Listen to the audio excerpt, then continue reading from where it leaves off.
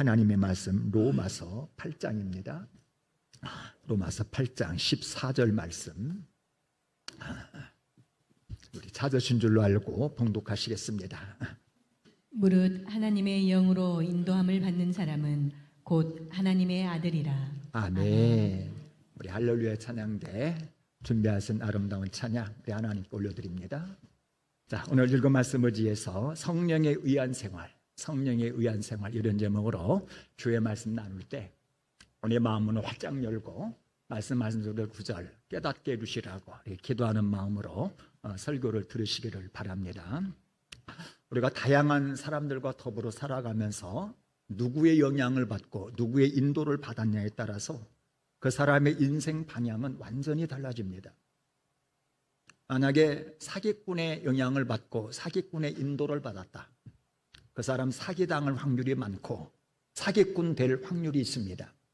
도둑님의 영향을 받고 도둑의 인도를 받았다, 마찬가지지요. 여러분, 프로 축구 선수였던 아버지 손웅전 씨의 영향을 받았던 손흥민 선수는 국가대표가 되더니 프로 선수가 되어 지금 세계적으로 아주 유명한 선수가 되었습니다. 그 아버지의 아름다운 영향을 받았기 때문에 그의 인생 방향이 프로 축구 선수가 되었고 더 나아가서 인류 선수가 되었다고 하는 것입니다. 근데 오늘 읽은 본문을 보니까 아주 탁월한 그 무엇과 비교할 수 없는 인도자 한 분을 소개하고 있습니다. 여러분, 그분이 누구십니까?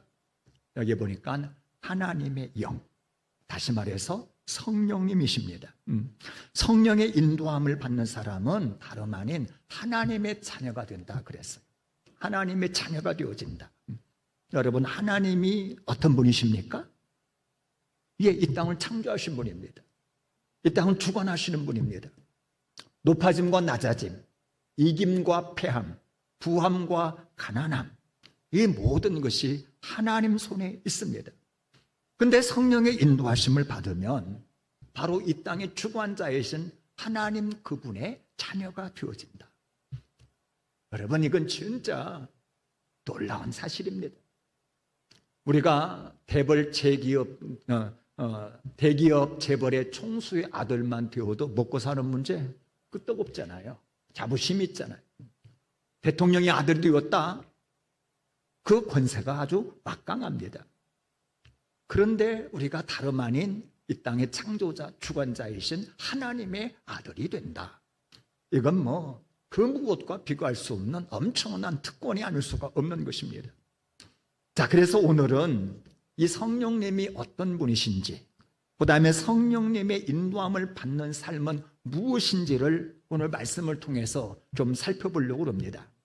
여러분, 귀 기울여 말씀의 은혜를 받으시고 여러분들이 성령의 인도함을 받음으로 말미암아 하나님의 자녀가 된 그 특권, 하나님의 자녀가 된 그 권세를 누리면서 진짜 제대로 한번 신앙생활할 수 있는 저와 여러분들이 되시기를 주의 이름으로 축복합니다.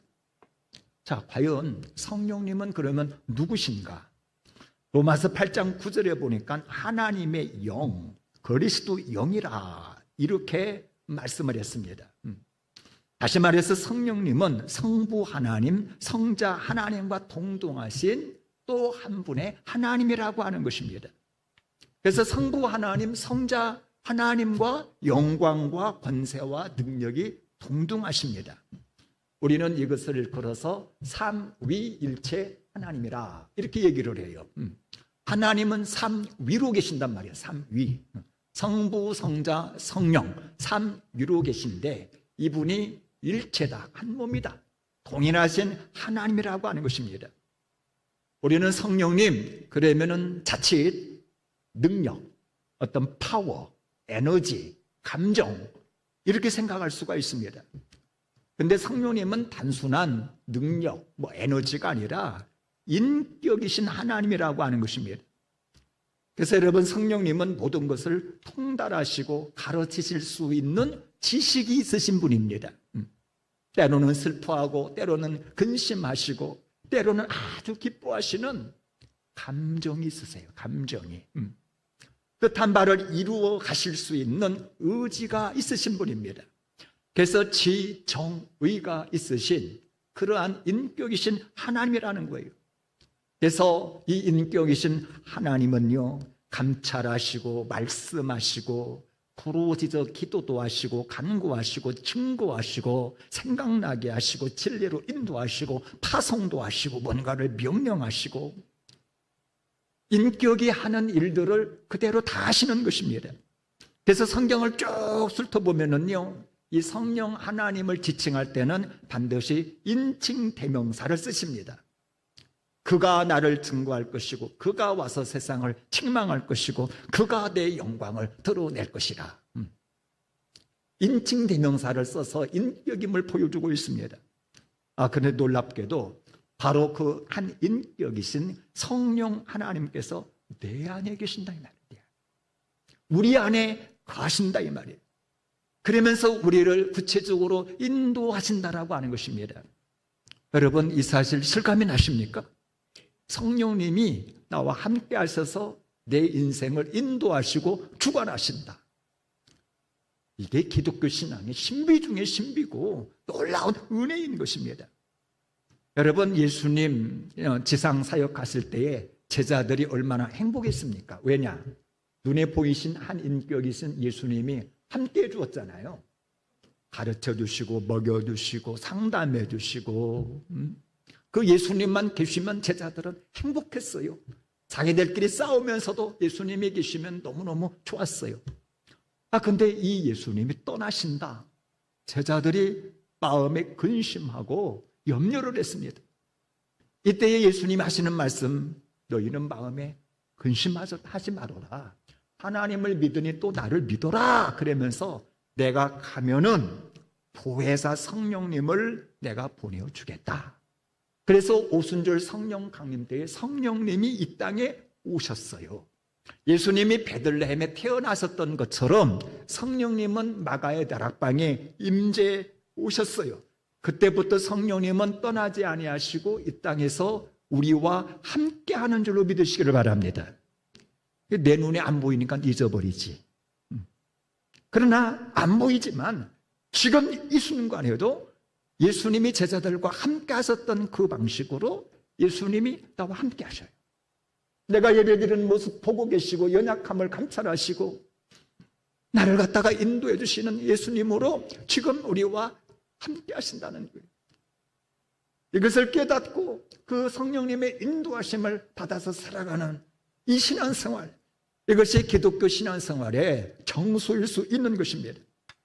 사도행전 13장을 보면은 안디옥 교회 성도들이 주를 섬기어서 열심히 금식하고 있었습니다. 그런데 성령님이 안디옥 교회에 함께하고 계셨거든요. 이때 성령님이 때가 되니까 말씀하시는 겁니다. 내가 시키는 일을 위해서 바나바와 사울을 따로 세워라. 그래서 안디옥 교회 성도들이 이 성령님의 인도하심을 받아 순종하여 바울과 바나바를 따로 세우고 그리고 이들을 안수하여 이들을 선교사로 파송합니다. 그래서 바울과 바나바는 그때부터 성령님이 인도하심을 따라 선교함으로 말미암아 그 성령님이 행하시는 놀라운 역사, 기적 보이면서 위로받으면서 성공적으로 그 선교 사역을 감당할 수가 있었다라는 것입니다. 우리가 자동차 타고 쭉 길을 오가다 보면 크고 작은 전선을 많이 봅니다. 작은 전봇대 위 큰 어떤 이 탑 위에 아주 굵직한 전선 많이 보는데 전선은 보았지만 그게 흐르는 전기를 본 사람 있습니까? 아무리 눈 딱 꼽아도 그 전기를 볼 수는 없습니다. 그런데 전구도 아마 불 탁 켜면 불이 들어와. 그리고 기계를 갖다가 돌리면은 웅 하고 기가 돌아가면서 전기가 있었구나. 전기가 역사하고 있었구나 하는 것을 그때야 알 수 있습니다. 성령님 마찬가지입니다. 우리 가운데는 아무것도 안 보여. 사람만 보여. 지금 이 자리에 사람만 보여. 그러나 우리가 성령님 진짜 의지할 때에 그리고 성령님 그 의지하여 감동하신 대로 순종할 때에 성령님은 네 안에서 역사하기 시작한다라는 겁니다. 내 마음속에 평강 누시고 기쁨 누시고 진리 가운데로 인도하시고 다양한 일들을 우리 가운데 행하시는 성령님을 우리는 비로소 만나면서 참다운 신앙생활을 할 수가 있는 것입니다. 자, 그러면은 성령님이 역사하시는데, 우리 가운데서 역사하시는데 성령님이 하시는 주된 사역은 무엇일까? 성령님이 하시는 주된 사역.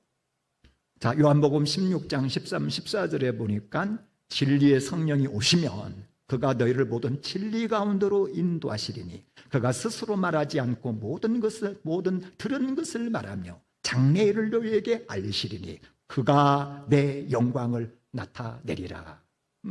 내 영광을 나타내리라. 그러니까 성령님이 하시는 가장 중요한 사역은 뭐냐면은 예수를 알게 하고 예수를 믿게 하고 그러면서 예수님의 영광을 나타내는 일을 하신다라고 하는 것입니다. 다시 말해서 성령님은요, 자기 스스로를 드러내지는 않아요. 자기 생각과 자기 뜻을 말하지도 않고 주장하지도 아니하십니다. 오직 예수님의 말씀, 성경 말씀을 생각나게 하시고 예수를 알게 하시고 예수를 영화롭게 하는 이 일을 하는 겁니다. 와, 얼마나 겸손해요. 자기는 드러내지 아니하고 뒤에서 그저 예수님 생각하고 예수님 영광 돌리고 하나님께만 영광 돌리도록 하는 일을 성령님은 하신단 말이죠. 그래서 여러분, 성령 충만한 사람의 특징이 있습니다. 우리 가운데 다양한 사람 지금 예배드리지만 이 중에서도 성령 충만한 사람의 특징이 뭐냐면은 자기 생각, 자기 뜻을 고집하지 않습니다. 아무리 좋은 일 많이 할지라도 자기를 자랑하지를 않습니다. 오직 누구만 드러냅니까? 예수님만 드러내. 왜? 성령님이 그러시니까. 성령님이 자기를 고집하거나 드러내지 않고 오직 예수님만 드러내니까 성령 충만하게 신앙생활하는 사람은 오직 예수님의 영광만을 드러낸다 이 말이죠. 제가 오늘 이렇게 정장을 입고 여러분 앞에 서서 설교를 하고 있습니다. 나름 화장품도 좀 찍어 바르고 왔어요. 어떻게 좀 봐줄만 하십니까? 자, 그런데 여러분들이 저를 이렇게 환하게 잘 볼 수 있는 이유가 있습니다. 저를 왜 잘 볼 수 있죠? 조명이 있으니까. 이게 조명이 싹 나가버리면 저 볼 수 있습니까? 없습니까? 못 보지요. 내가 어떻게 생겼는지 알 수가 없습니다. 자, 그런데 이 본당에 딱 들어와서 저 위에 조명을 본 사람 있습니까? 조명 본 사람은 한 사람도 없어. 분명히 밝게 보이고 열심히 일을 하는데 저 조명을 본 사람은 하나도 없고, 조명이 참 수고한다, 조명한테 뭐 영광 돌린 사람도 없고, 조명은 잊어버렸어. 오직 누구를 보냐면은 저를 바라보고, 그 다음에 제가 설교에 지금 귀를 기울이고 있다 이 말이지요. 아, 그런데 이 조명은요, 나를 한 번도 봐주지 않고 알아주지도 않는다고 불평도 한 번 안 해. 꾸준히 자기 일을 하고 있으면은 영광은 누가 받습니까? 내가 받아. 열심히 내가 설교를 하고 이 조명 아래서 마음껏 누린단 말이지요.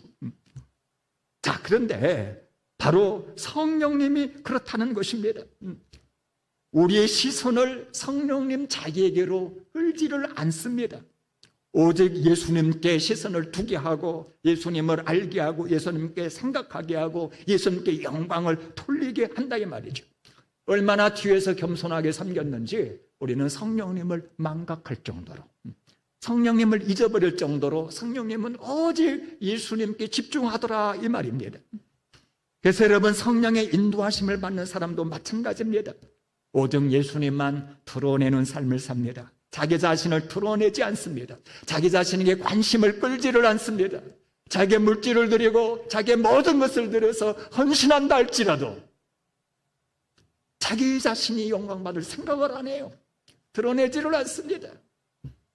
우리 가운데 그런 사람은 없지만 뭐 좀 헌신하고 봉사하고 좀 하고 나서 안 알아주면은 섭섭해가지고 시험 들고, 내가 그러는 거 많이 봤습니다. 제가 그래서 이제 식당 봉사를 하거나 열심히 일하는 사람들한테 그러죠. 주의 일을 할 때는 실컷 일하고 아무런 영광 못 받고 욕먹는 것이 주의 일이다. 여러분 그거 믿으십니까? 그게 주의 일이에요. 주님만 영광 받으시면 됩니다. 나는 멸시천대 십자가 지고 갑니다. 왜? 성령님이 그렇게 하시는 분이니까 성령의 인도하심을 받는 사람은 자기는 없어지는 겁니다. 오직 주님만 영광 받으시면 나는 주 안에서 기쁨이 있는 거예요. 그래서 우리 교회도 보면은요, 어떤 사람에 의해서 교회가 세워지느냐, 성령의 인도하심을 따라 내게 있는 곳에서 묵묵하게 사명 감당하는 사람, 이 사람 때문에 교회가 서가더란 말이죠. 그래서 성령 충만한 사람은 언제 어떻게 보면은 없는 것 같은데 있어, 있는 것 같은데 없어.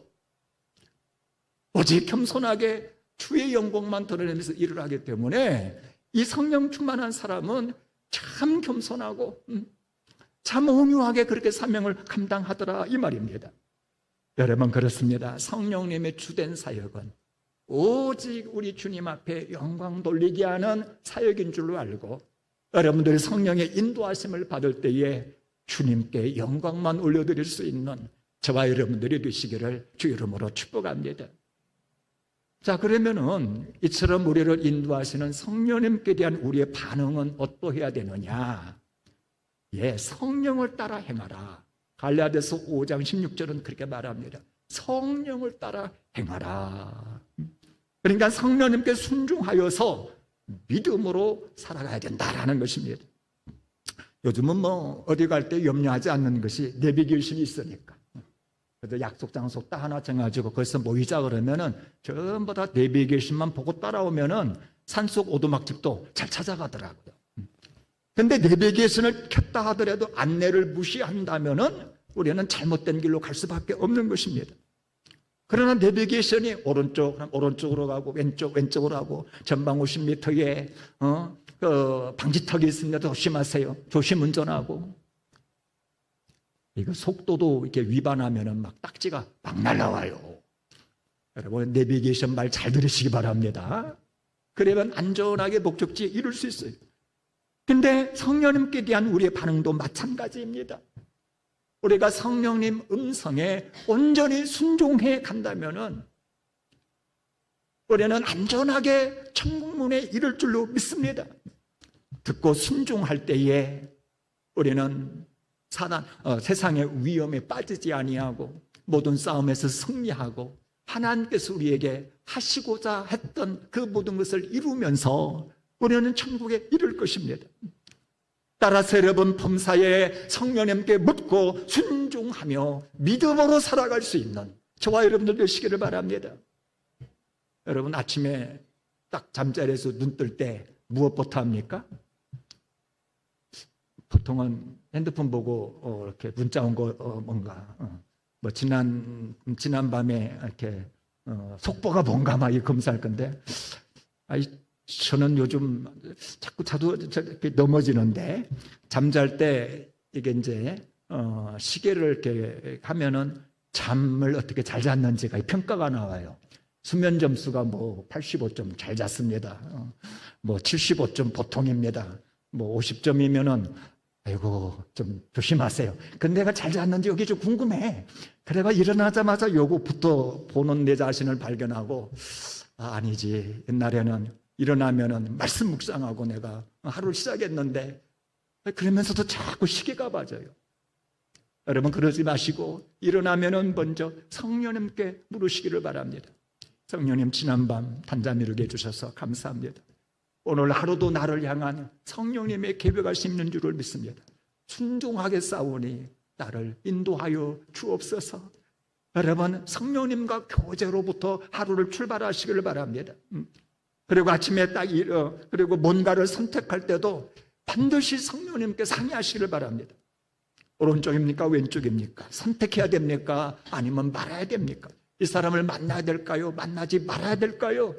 여러분, 성령님과 상의하시기를 바랍니다. 특별히 성령님은 자기 생각을 갖다가 주장하거나 새로운 어떤 특별한 계시를 내리기보다는 우리 주님이 허락하셨던 말씀을 생각나게 하시고 그 말씀을 통하여 역사하기 때문에 우리는 항상 말씀을 많이 읽고 묵상하고 머릿속에 말씀을 많이 저장해 놓아야 된다, 이 말이에요. 그래서 이 성령님께서 어떤 말씀을 깨닫게 하실 때에 그 말씀을 즉시 순종하여 그 말씀 붙들고 살아가면 우리는 성령님의 인도를 잘 받을 수가 있는 것입니다. 자, 따라서 하루를 살아가는 동안에도 내가 성령님과 친하게 지내고 성령의 인도하심에 순종하여 내가 하루를 살리라 다짐할 수 있는 이 시간 되기를 축복합니다. 자, 그러면 이제 성령의 인도하심에 순종하여 살려면은 어떻게 해야 되느냐? 로마서 8장 6절은 말하지요. 육신을 따르는 자는 육신의 일을, 영을 따르는 자는 영의 일을 생각한다. 이 생각이 너무너무 중요하다는 겁니다. 우리가 영의 일을 생각해야 된다 그랬어요. 왜냐? 육신의 일을 생각한다면 세상 향락, 어떤 욕망, 죄된 생각을 한다면은요, 육신을 따르게 되어 있습니다. 술 생각 자꾸 하면은 술 마시게 되어 있습니다. 음란을 생각하고 음란을 묵상하다 보면은요, 음란한 일을 행할 수밖에 없는 것입니다.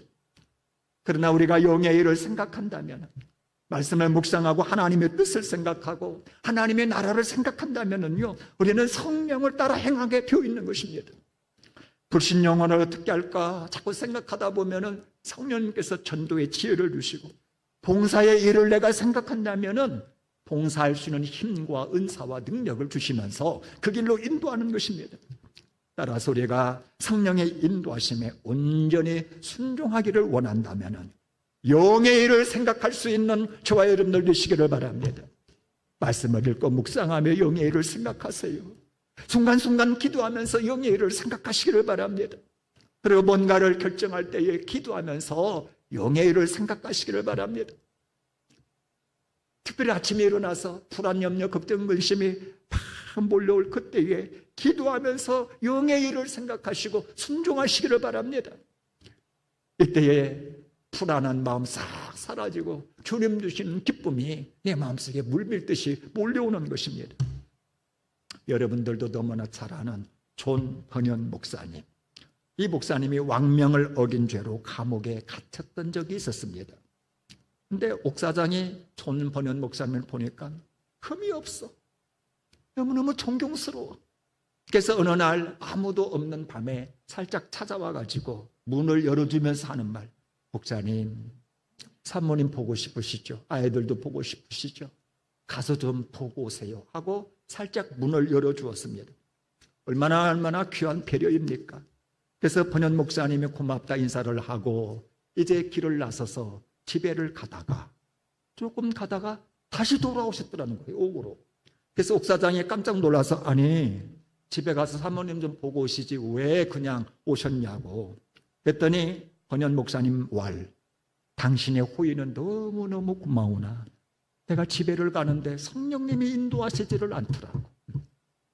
내가 집으로 가는 것을 기뻐하지 않으시고 다시 옥으로 돌아가라고 하는 감동을 주셔가지고 내가 다시 이곳으로 돌아왔노라고.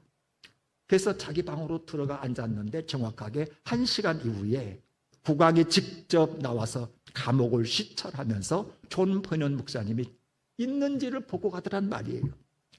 목사장이 깜짝 놀라 이렇게 말을 합니다. 목사님께서 성령의 인도하심을 따라 행동하셨기에 목사님도 살고 나도 살았습니다. 이제부터는 제가 목사님한테 언제 가라 오라 말하지 않겠습니다. 목사님이 가고 싶은 때 갔다가 목사님이 오고 싶을 때 오시라.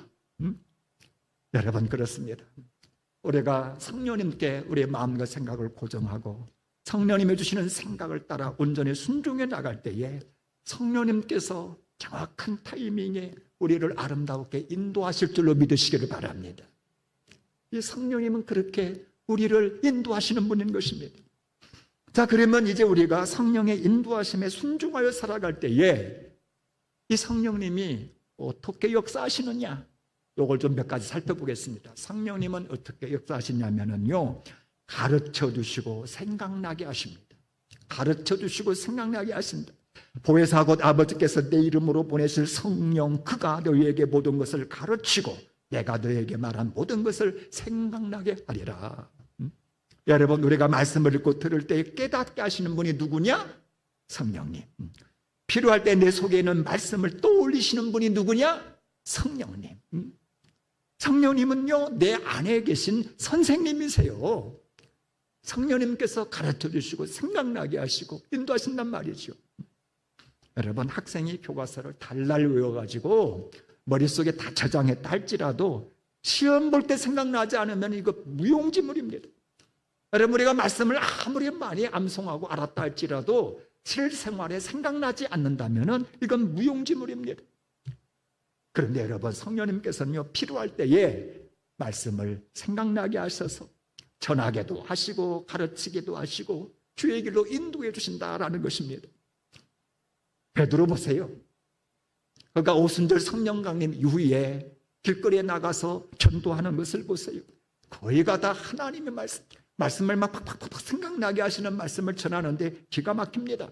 하나님이 말씀하시기를 말세에 내가 내 영을 모든 육체에 부어주리니 다윗이 말하기를 내가 항상 네 앞에 계신 주를 배웠으며 베드로의 입에서 막 하나님의 말씀이 솔솔솔솔 나와요. 어떻게 가능했겠습니까?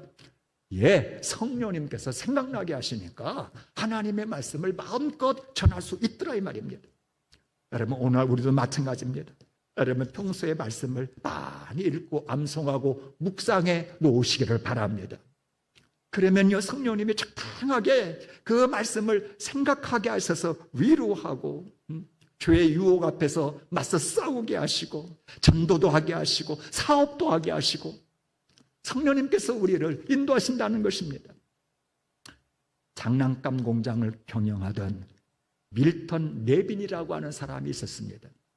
이 밀턴 레빈이 가족들과 함께 모처럼 야외에서 바베큐 파티를 즐기고 있었습니다. 그렇지만 그때 당시 회사의 매출이 자꾸 떨어지는 거예요. 그러다 보니까 염려, 걱정, 근심이 자꾸 몰려와 그 가족, 그 파티를 재미있게 즐길 수가 없었다라는 것입니다. 그래서 이 회사의 경영 이거 어떻게 극복하나 그렇게 염려하면서 이제 기도를 하다가 우연히 땅바닥을 보니까 아니 이 바베큐 파티 중에 떨어진 빵 조각이 있었는데 그 빵 조각에 개미들이 어디서 몰려와가지고 새카맣게 붙어 있으면서 막 왔다 갔다 열심히 빵 조각을 갖다 나르고 있더란 말이죠. 그런데 그 순간 갑자기 말씀이 떠오른 겁니다. 개미를 보고 지혜를 얻으라. 잠언 6장 6절 말씀이 떠오르는 겁니다. 개미를 보고 지혜를 얻으라. 그 말씀에 순종해서 하던 일을 멈추고 계속해서 이 개미를 보고 있는데 문득 아이디어가 떠오른 겁니다.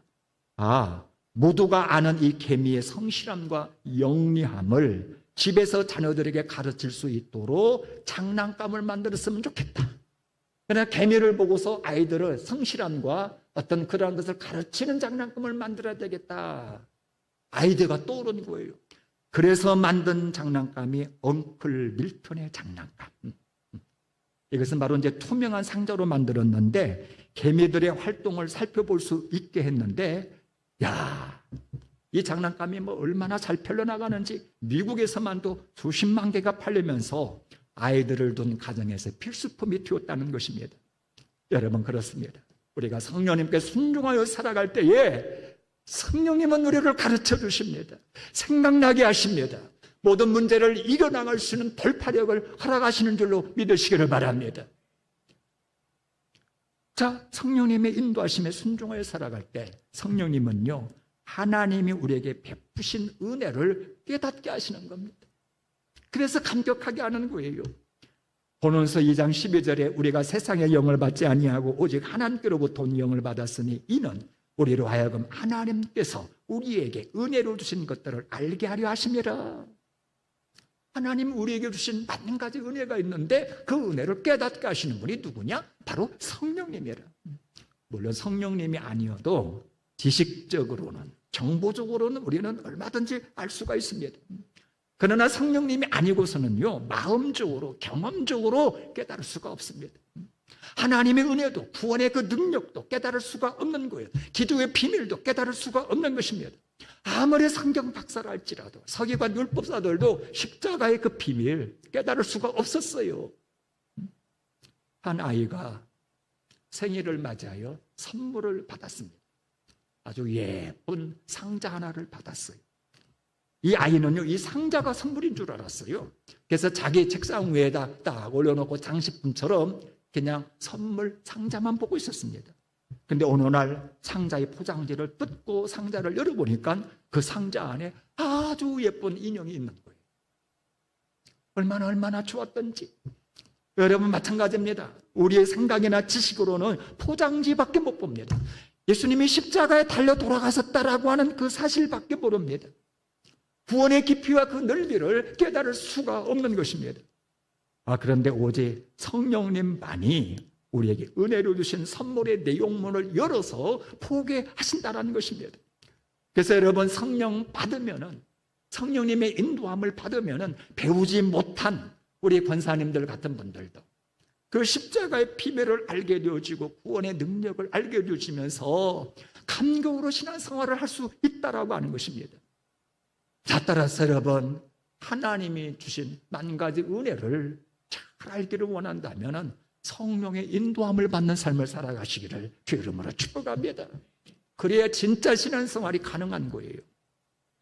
자, 성령의 인도하심에 순종해 살아갈 때 성령님은 우리의 기도를 도와주십니다. 여러분 기도를 내 힘으로 하는 것도 아니에요. 성령님이 도와주세요. 로마서 이와 같이 성령도 우리의 연약함을 도우시나니 우리는 마땅히 기도할 바를 알지 못하나 오직 성령이 말할 수 없는 탄식으로 우리를 위하여 친히 간구하시느니라.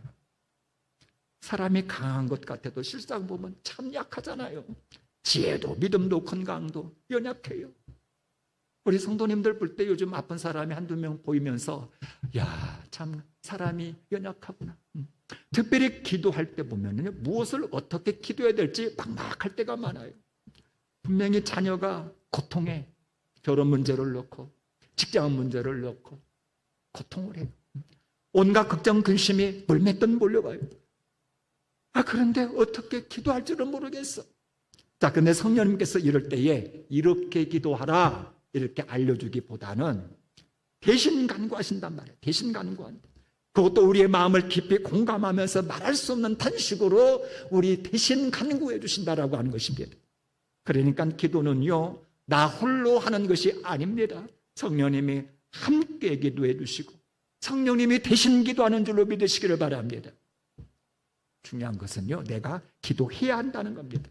못해도 힘들어도 무엇을 어떻게 할지 못한다 할지라도 하나님을 향하여 무릎 꿇고 기도할 때 성령님이 대신 기도합니다. 그러면서 성령 안에서 우리는 하나님과 깊은 교제를 이룰 수가 있는 것입니다. 갓난아기 보세요. 배고파, 똥 쌌어, 몸이 찝찝해. 근데 갓난아기는 뭐 어떻게 말할지도 호소할지도 몰라. 단지 자기가 막 힘드니까 웁니다. 칭얼거립니다. 만약에 울지도 않고 칭얼기도 않고 가만히 있으면은 부모님도 그냥 안 도와줄 겁니다. 근데 아이가 울고 칭얼거리면은 부모님은 얼른 달려와가지고 관심 가지시고 그의 마음을 살피고 그리고 문제를 해결해 주더란 말이죠. 여러분 기도도 마찬가지입니다. 무엇을 어떻게 기도할지 몰라도 주를 향하여 우리가 손을 모으고 울고 탄식한다면 여러분 성령님께서 대신 간구하는 줄로 믿으시기를 바랍니다. 성령님께서 친히 간구해 주신다는 사실입니다. 그래서 성령님의 탄식 간구를 감찰하시는 하나님께서 우리의 문제를 해결하시고 우리를 진리 가운데로 인도해 주신 줄로 믿으시기를 바랍니다. 그래서 실제로 기도하는 게 중요한 거예요. 자, 성령의 인도하심에 순종하여 살아갈 때 우리 성령님은 하나님의 자녀인 것을 증언해 주십니다. 성령이 친히 우리의 영과 더불어 우리가 하나님의 자녀인 것을 증언하시느니라. 내가 하나님의 자녀됨을 지식적으로만 아는 것이 아니라 마음속 깊은 곳에서 깨닫게 되어지고 우리 하나님을 아버지라 부르면서 감격할 수 있도록 하신다는 것입니다. 한 아이가 입양이 되었어요. 법적으로는 엄연한 가족입니다. 권리도 있고 이제 그 유산을 상속받을 수도 있는 것입니다. 근데 입양한 아버지가 낯설어. 마음에 와닿지가 않아. 분위기도 너무나 생소해. 그래서 아버지라 부르는 것도 어색하다 이 말이에요. 이때 입양 아버지가 매일 아이를 안아주면서 속삭이는 겁니다. 너는 내 아들이야. 언제나 내가 너와 함께 할 거야. 염려하지 마라.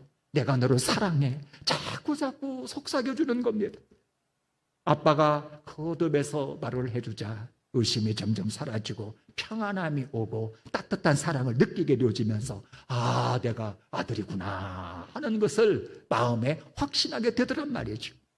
마찬가지입니다. 우리가 성령님께 순종하여 살아가다 보면은 성령님은 우리의 마음을 매일매일 안아주시면서 속삭여 주는 것입니다. 너는 내 사랑하는 자녀야. 언제나 내가 너와 함께. 나는 너를 사랑한단다. 이 음성을 자꾸 듣다 보면은요, 근심 사라집니다. 평안이 옵니다. 소망이 넘치게 되어집니다. 그러면서 내가 하나님의 자녀인 것을 확신하게 되는 줄로 믿으시기를 바랍니다. 자, 성령의 인도하심에 순종하여 살아갈 때 성령님은요, 하나님께 영광을 돌리는 삶을 살게 하십니다. 너희 몸은 너희가 하나님께로부터 받은 바 너희 가운데 계신 성령의 전인 줄을 알지 못하느냐. 너희는 너희 자신의 것이 아니니라. 값으로 산 것이 되었으니 그런즉 너희 몸으로 하나님께 영광을 돌리라. 이 몸이 내 것이 아니라는 거예요. 피값으로 사신 하나님의 몸이라는 겁니다. 그리고 이 몸속에 누가 구하시느냐? 성령님이 구하신다. 이 몸이 바로 성령님이 구하시는 성령의 전이다. 따라서 이 몸 내 것인 양 내 마음대로 관리하고 사용해서는 안 됩니다. 거룩하게 관리하고 내 안에 역사하시는 성령님께 순종하여 하나님께 되어 드려야 된다는 겁니다. 그러면은 우리는 하나님께 영광 돌리는 삶을 아름답게 살 수가 있는 것입니다. 왕이 거하시는 궁전을 관리하는 사람이 있다 합시다. 그런데 이 사람이 왕의 궁전을 자기 마음대로 사용한다? 자기를 위해 술 파티를 하고 자기 지인을 불러다가 놀고 있을 수가 없는 것이죠. 여러분, 왕이 기뻐하도록 깨끗하게 청소하고 아름답게 장식돼야 됩니다. 왕의 영광을 위해서만 써야 됩니다. 그러면 왕으로부터 칭찬이 있고 상급이 있습니다. 그러나 자기 마음대로 자기 영광을 위해 쓴다? 쫓겨나지요. 벌 받지요. 마찬가지입니다. 이 몸은 성령님이 구하시는 성령님의 궁전이십니다. 나는 하나님의 성전을 관리하는 청직인 줄로 믿으시기를 바랍니다. 따라서 여러분의 몸을 거룩하게 관리하시기를 바랍니다. 음란, 중독, 폭식, 무절제 청소하시기를 바랍니다. 여러분들의 몸을 건강하게 관리하는 것 청지기의 1번 사명입니다. 여러분들의 몸이 병들지 아니하도록 잘 관리하시기를 바랍니다. 그리고 하나님의 영광을 위하여 아름답게 쓰시기를 바랍니다. 그 몸 가지고 찬양 좀 아름답게 하세요. 봉사 좀 신나게 하시기를 바랍니다. 이웃을 복되게 섬기시기를 바랍니다. 이러한 삶이 언제 가능하느냐? 성령님께 순종할 때, 순종하여 먹고 마시고 하나님의 영광을 위하여 일할 때에 성령의 능력으로 이 모든 것이 가능한 것입니다. 자, 그렇다면 잠시 한번 여러분들의 현주소, 지금의 신앙생활 한번 살펴보시기 바랍니다. 지금까지 10년, 20년, 길게는 7, 80년 신앙생활 하셨는데 얼마나 성령님을 의지했습니까? 얼마나 성령님께 순종했습니까? 얼마나 성령님의 인도하심을 받으면서 신앙생활을 해오셨습니까? 만약에 신앙생활을 한다고는 했지만 성령 없는 신앙생활을 했다면 사실은 껍데기 신앙생활이었습니다. 내주하시는 성령님께 순종하고 인도하심을 따라 살아갈 때 비로소 하나님이 베푸시는 은혜도 체험하고 권능도 체험하고 기도의 응답도 체험하고 하나님의 영광을 우리는 볼 수가 있는 것입니다. 원하기는 지금도 내 안에 내주하시면서 인도하고 계신 그 성령님, 그 성령님께 귀를 기울이시고 순종함으로 말미암아 그 성령님이 주시는 놀라운 은혜, 평강, 능력을 경험할 수 있는 저와 여러분들이 되시기를 주의 이름으로 축복합니다.